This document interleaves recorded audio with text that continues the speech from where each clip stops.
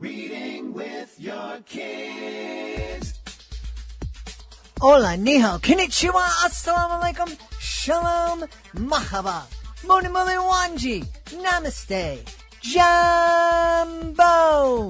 bienvenidos. Hi, my name is Jed Lee, and this is the Reading with Your Kids podcast.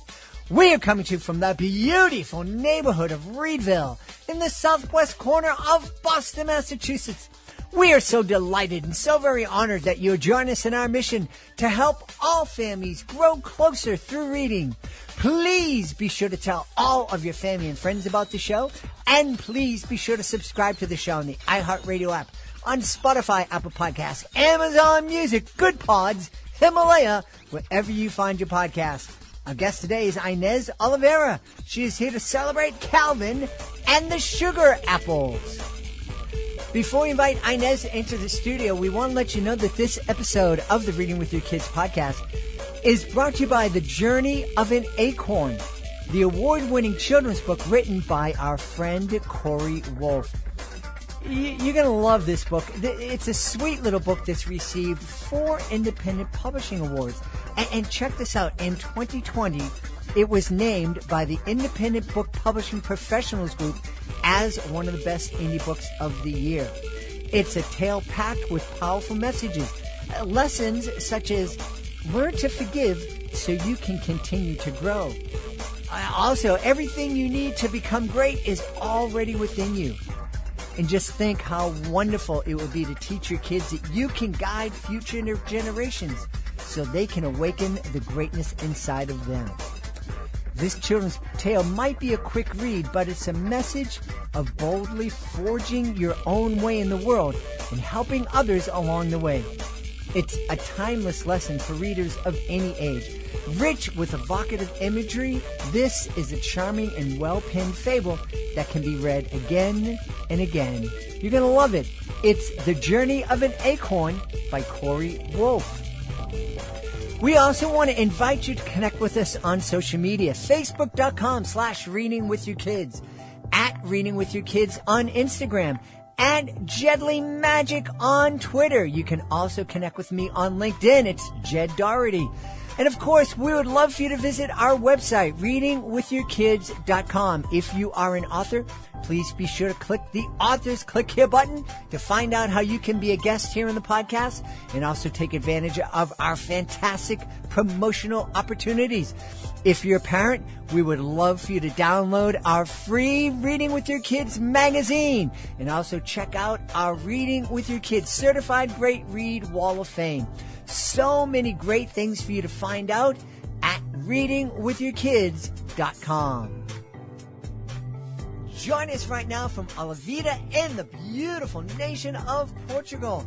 Our guest is here today to celebrate her debut middle grade reader. It's called Calvin and the Sugar Apples. Please welcome to the show, Ines Oliveira. Ines, how are you? I'm fine, thank you. And thank you so much for having me here today, Jed. I'm really delighted to have you on today. I was speaking to Ines before we started recording. My beautiful wife spent a few days in Portugal back in the springtime. She had a wonderful, wonderful time. The people were so wonderful and inviting and welcoming, and the nation was really beautiful. She just loved it. I'm looking forward to visiting it sometime. And just the little time that Ines and I have spent here together, I'm guessing everybody in Portugal is nice. Everybody here is nice. No exceptions. Well, let's talk about Calvin and the Sugar Apples. Tell us all about, first off, who's Calvin? Well, Calvin was our chinchilla. The name is inspired from the comic series Calvin and Hobbes. It was our chinchilla for 21 years. We had him before we had kids, and we lost it a few years ago. And it kind of relates and tells. It's not a memoir or anything, but it has the feeling in the book. I integrated the feeling that I had with my kids when we lost Calvin, and how long they took to accept our pet's loss, and how long they actually started to talk about it and to cry about it. Yes. Yeah. So it's kind of the feeling of the story. It has, it is a story of a 10-year-old Amelia. And although she knows, she lost her pet chinchilla because her parents tell her that she lost her chinchilla. She can't believe it. So she thinks that her parents just left the cage open and got distracted, and Calvin ran away and will come back to her, to the cage, anytime soon. And at the same time, she has troubles in school, and she also emphasizes those troubles because she's dealing with the loss of her pet chinchilla. And she does everything she can so that her mother doesn't give away an empty cage. That she wants to keep this big empty cage, because it's the only thing that keeps her connected to Calvin, and it's because of the cage she believes that Calvin will return to talk to her. And she always also misses Calvin so much because he was the only, not person, but pet, the only living being that she talked about everything in her day. And she can't do that with any person she knows. So she really needs her pet chinchilla back. And this is the story. You know, we've talked here on the podcast, grief is a tough subject to talk about with kids. And so often the first moment of real grief in so many kids' lives is having to say goodbye to a pet. Yes. And, you know, there are some parents out there who, I don't know if there's any parent that trivializes it, but some parents, I don't know if they realize just how deeply that loss is for some kids. As you were saying, for Amelia, that's Calvin was the only person she felt comfortable confiding in, or the only living being that she felt comfortable confiding in. It's true. And I saw with my kids, the story is actually, it's based on real life events because of all of this that I told you. And also because, as I was telling you, my youngest son, he took almost 2 weeks to cry everything out. And when he did, he couldn't stop, like from out of nothing. Out of nowhere, and he just started crying, and he was telling me, I miss Calvin, I want Calvin back. And it took him a while, it took my daughter a while to talk about it as well. And the book also explores the relationship between Amelia and her mother. It's the relationship that I explore the most, and the different perspectives that a child has, and the difference to a grown-up, and in this case her mother, because they have completely different notions of time, and her mom is always rushing things up, and Amelia needs time to think and to go through her feelings. And it doesn't come, like, it's not obvious, but throughout the book there is this kind of moments when Amelia tried to talk to her mom, and she doesn't find that moment to be, her mother never has time, so she wants to talk through things, and then her mother tells her, no, now it's time for dinner, and now it's time for school, and now it's time for this or for that. So, and these little openings that Amelia is giving her, and her mother she just doesn't see them, because we rush through life, right? We're always running through our days, and I try to incorporate that difference in the book. And also I think it's because of that we grown-ups, and myself as a mother, I've been through that, and this is a bit of my story, that we don't even realize when they want to talk to us, or when they do, it's not the best time for us. And that also, I think it delays the time when they feel comfortable to go through their feelings and to feel their loss and to to tell us about their grief. Yeah. And yeah. You know, as you were talking about that, we here in the podcast love talking about what kind of conversations can we have with our kids when we're reading a book. And I know middle grade readers and middle grade novels are, you know, parents think, well, my kid's in 5th grade, 6th grade. They can read on their own. They don't need me anymore. But I think that this is an especially important book for a parent to read together or co-read and then talk about like you would in a book club. And I think it might be hard for some parents. You know, we talk about how hard it is to talk about grief, for kids to talk about grief and understand that. I think it's going to be hard for some parents to talk about this book because, as you were saying, there are a lot of parents that are going to see themselves in the mom who is rushing around and always busy for great reasons. We need to take care of our kids. We need, you know, we think we need to work so hard so we can have, especially here in the States, you know, this mountain of money so our kids can go to school and college and you need this, you need that, you know, and so we need to put that as a priority. And I think that this is, Calvin and the Sugar Apples is going to force parents to kind of step back and think, maybe I should put my priorities on being with my kid.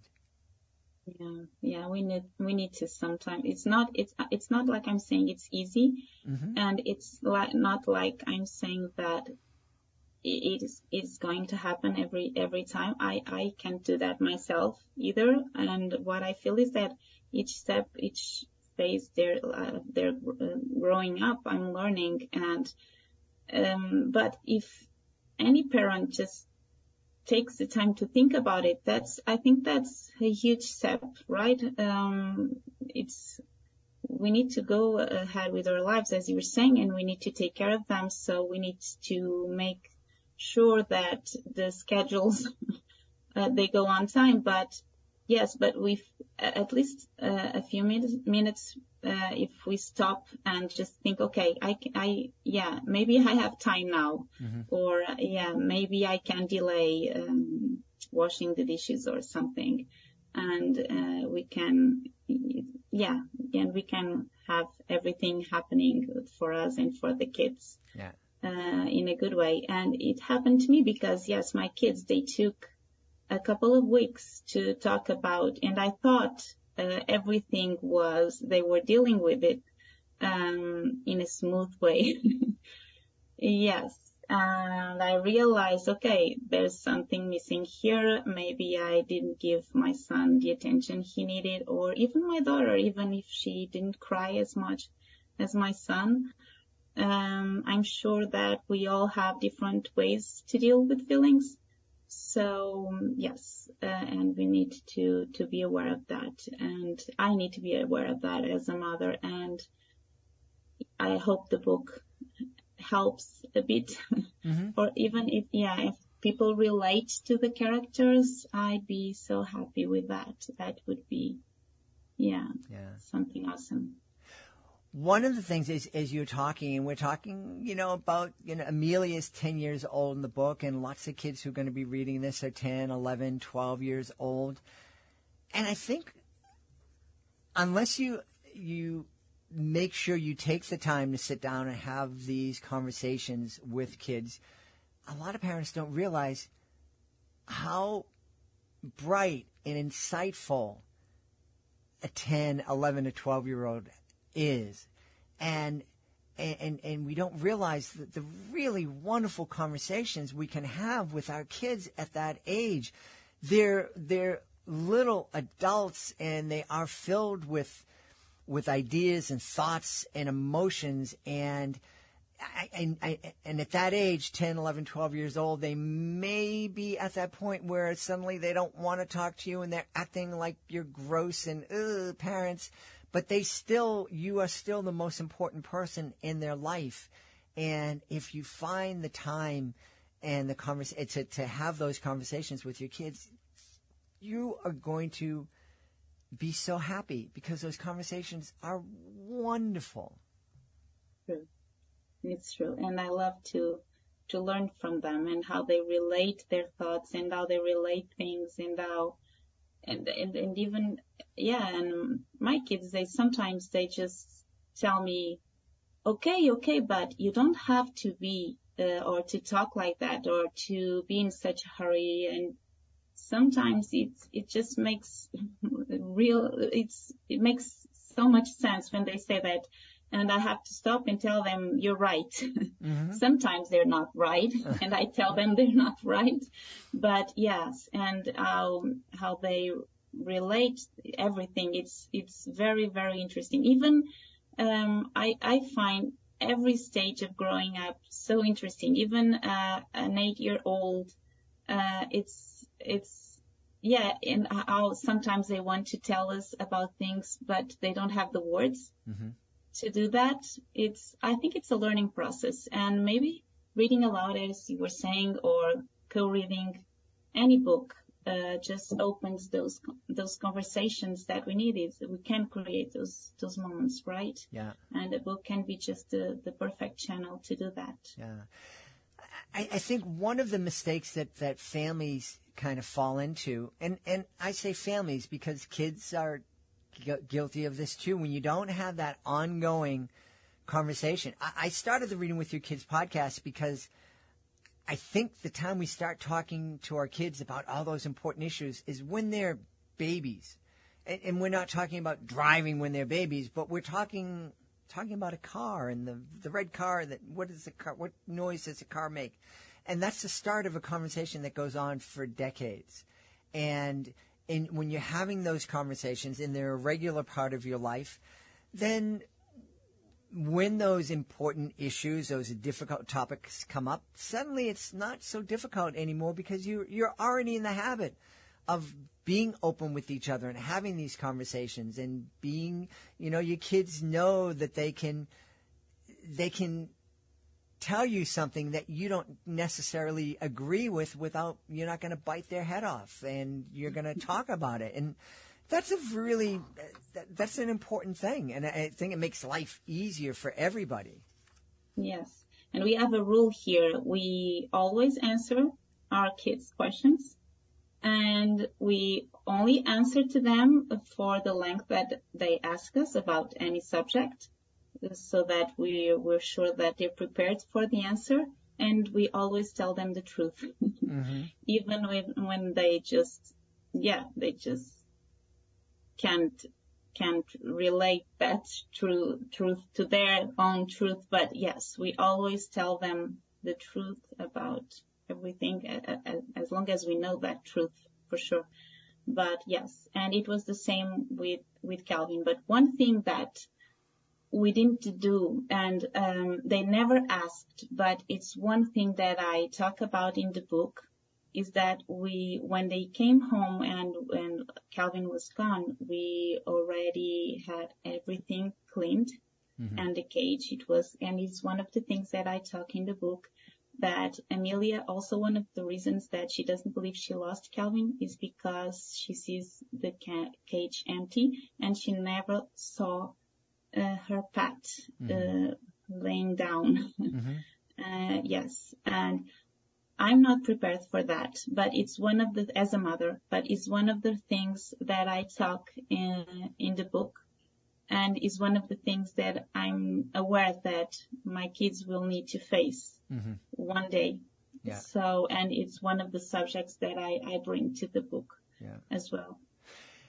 And that's a hard decision for families to make. We've had dogs, and our dog passed when my kids were a little bit older. It was still, devastating for them. Yes. But we had doves as part of our family, and one of our doves passed when my kids were very young. And a dove is different than a dog. You love but when our dove passed, I think I found it, but it was like, oh, it's there, and the kids saw the dove not flying or doing anything else. But we had a little funeral for the dove. We put it in a box, and it was really cute. My daughter went and put a veil over it on her own. We went out into the backyard. But, I mean, it gave the kids closure, you know, and I think that was important for them. And that's what gives Amelia her closure as well. And by the end, she decides to organize that by herself and to include her family in that closure. Yes, by organizing a ceremony to say goodbye to her friend. Yes, it's important. And we never did that. And maybe that was one of the reasons why my kids took a while to cry their loss. So, yes. Yeah.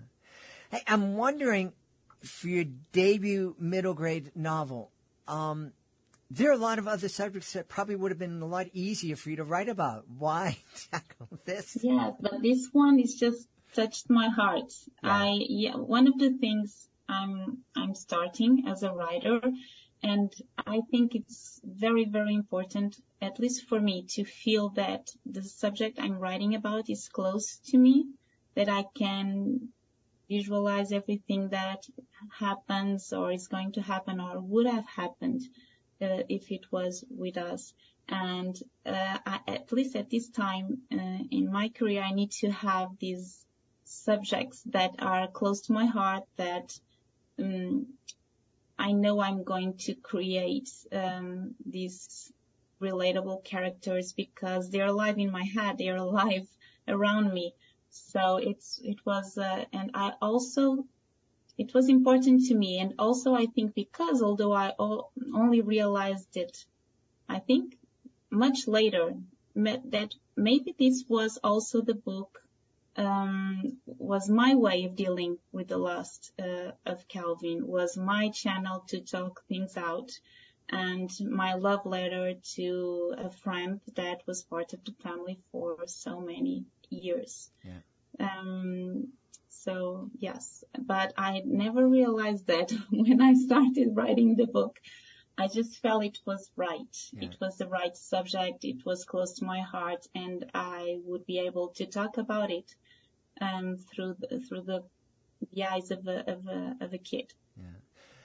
Well, I think you're right. I think a lot of times, I know for myself, writing is a wonderful way to kind of deal with your feelings and get them in order. And sometimes it's easier to say goodbye through the pen or the keyboard than it is for us to use our words and really open up our heart when we lose someone.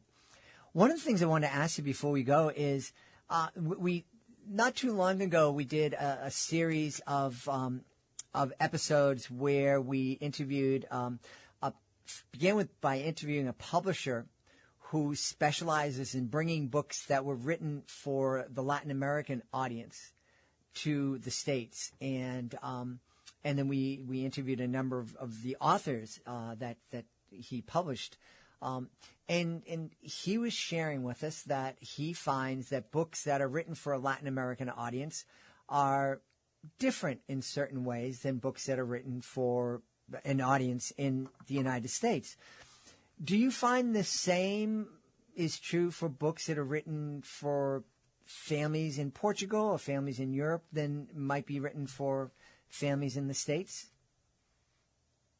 Well, it's not like they're different in the way that they want to get the message through. It's like the approach. It's a bit different. Yes, but I fell in love with a lot of American children book authors, and being them Latin American or not, yes, I try to read all middle grade books that I get my hands to, and I also try to introduce them. My kids, they can't read English fluently, although they can't read some. And I'm really sorry that some books I wanted to introduce them, they're only in English. And and I desperately want those books to be in Portuguese as well. So although the target is different and the approach is different, I'd like to see the book industry more global, more generalized, because I learned so much from different authors and from authors that are writing from different, it's not to different audiences, I think. It's from different realities, right? For example, one of the things that we here in Portugal have a lot is that we deal with suffering and happiness at the same time. We have this word that it doesn't translate, is saudade. It's like when we miss something, and it's like a sad, a sad feeling, but also a good feeling because we have someone to miss for. So, and we deal with this. And I also have that in the book, that Amelia, she needs to balance happiness and sadness. And that makes part of the path that she'll have to go through to find her happiness. And losing Calvin is always going to be part of that path and part of her reality and part of her happiness and of her sadness at the same time. So this is quite real for us Portuguese, I think, at least for me and the ones I deal with. I'm not sure if that's something that's so common in other parts of the world, other cultures, but even if it's not, I'm sure people can relate to that because we're all humans in the end of the day. So we all have feelings, and we all have trouble to deal with those feelings and to go through those feelings and to talk about those feelings. So even if we see things differently and if we feel things differently, I think that if the book is right for you, if the message is right for you, if the time is right for you, it's just going to relate to you, and it doesn't matter where the author comes from. Yeah. That's what I believe. Yeah. Well, I think Calvin and the Sugar Apples would be a great book to have in a family or classroom library, not just for those times when we're feeling grief, but to, start having those conversations early on before there's a tragedy, just like, oh, yeah, I remember reading about this and this feels really yucky. But at the same time, there's some good memories in here too. And it's a good way for kids and families to start sorting those feelings out. Ines, where can we go to find out more about you and find out more about Calvin and the Sugar Apples? Well, you can find me on my website, inesoliveira.com. You can find me on the publisher website, the Collective Book Studio. And the book is selling everywhere, online, in bookstores in the United States. It didn't arrive to bookstores in Europe, but I'm sure it will. So it's available everywhere. We've had a great time speaking to the author of Calvin and the Sugar Apples, a debut middle grade reader, from our guest, Ines Oliveira. Ines, thanks so much for being with us. Thank you. Thank you, Jed. Please be sure to join us for the next episode of the Reading with Your Kids podcast. Our guest will be Matt McMahon. He'll be here to celebrate his spooky middle grade novel, Monsterious. Also want to thank all the folks who helped make today's show so wonderful. Of course, we want to start by thanking our guest, Ines Oliveira. Please be sure to check out her debut middle grade novel. It's called Calvin and the Sugar Apples. Also want to thank our sponsor, Corey Wolf, The Journey of an Acorn. Check it out today. Also want to thank my team, Fatima Khan, Rory Grady, Ann O'Leary, Soji Franklin. I want to thank my beautiful wife for all the support she gives me. Most of all, we all want to thank you. Thank you so much for taking the time to join us today. And as always, thank you so very much for taking the time to make the world a better place by reading with your kids. I'll be looking for you in the next edition of the Reading with Your Kids podcast.